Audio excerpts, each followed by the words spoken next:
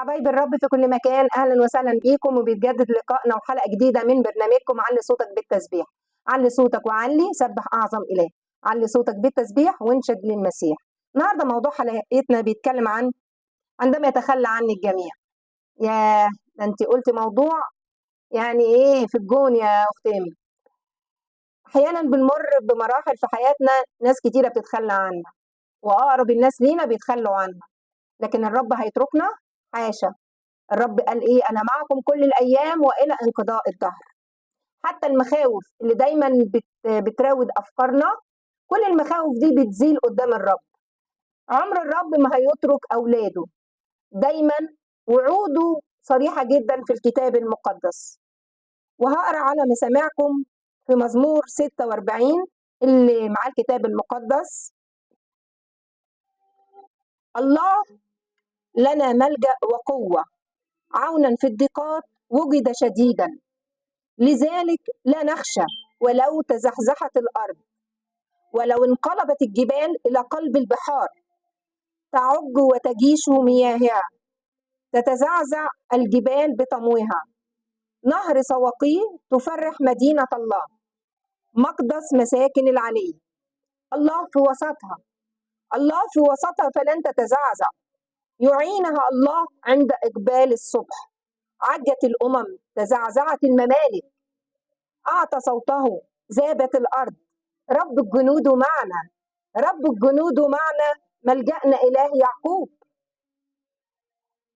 هلموا انظروا أعمال الله، كيف جعل خربا في الأرض، مسكن الحروب إلى أقصى الأرض. يكسر القوس ويقطع الرمح، المركبات يحرقها بالنار. كفوا واعلموا إني أنا الله، أتعالى بين الأمم، أتعالى في الأرض. رب الجنود معنا، ملجأنا إله يعقوب. عزيزي المشاهد، يلي بتقول الناس اتخلوا عني، الرب قريب جدا، أقرب من أنفاسك. تعالوا نرنم الترنيمة اللي بتقول كل مخاوف جوايا زالت لما إيديك بحنان لمستني.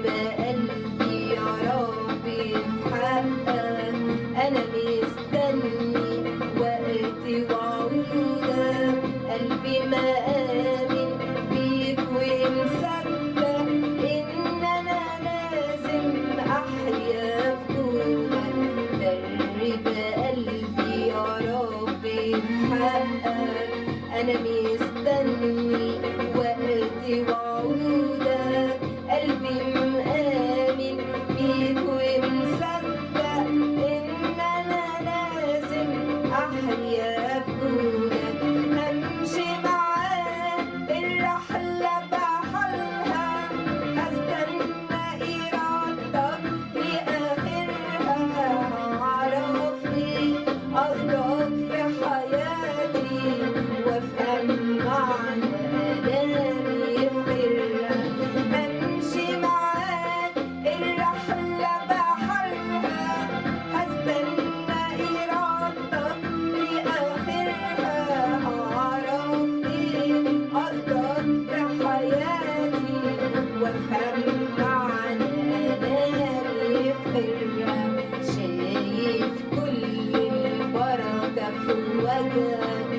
حاسس بيها في كل كلامك، كل ما خوفي لما تواجهك بلقاها بتدوب في سلامك، شايف كل البركة في وجهك، حاسس بيها في كل كلامك، كل ما خوفي لما تواجهك بلقاها بتدوب في سلامك، همشي معاك الرحلة بحالها، هستنى إرادتك لآخرها، هعرف إيه قصدك في حياتي وأفهم معنى ألامي في خيرها، همشي معاك الرحلة بحالها، هستنى إرادتك لآخرها، هعرف إيه قصدك في حياتي وأفهم معنى ألامي في خيرها.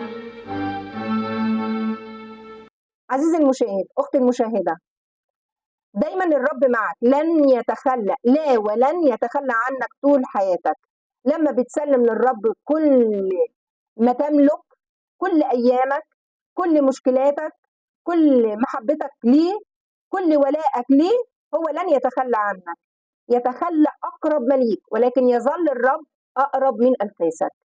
برغم إن أنا إناء أسود كثير عليل، لقتني إيد خزاف ملوش مثيل، صرت في يده إناء أبيض جميل. لما نيجي بوحدتنا وبنيجي بفشلنا وبنيجي بحالتنا، الرب بيغير، الرب بيدينا رجاء وأمل. تعالوا نهتف للرب ونقول له أنا إناء أسود كثير عليه.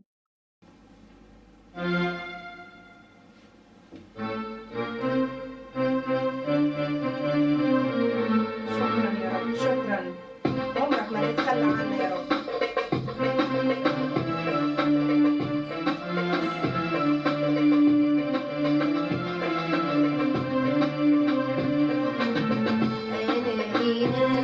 اسود كاسر عليه، لقتني ايد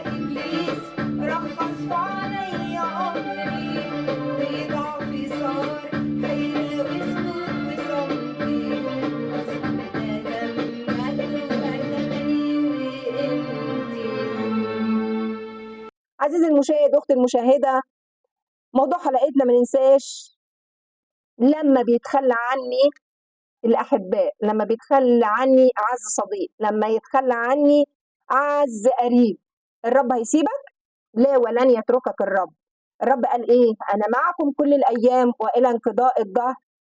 فالرب معاك في كل أيام غربتك وفي أيام رحلتك. في ترنيمة حلوة جدا لأبونا مكاري يونان بتقول: مسيحي خلي وزي ظلي، مش بيفارقني معايا تملي. تعالوا نرنم الترنيمة اللي جاية اللي تقدر تعز قلوبنا وننسى كل الناس.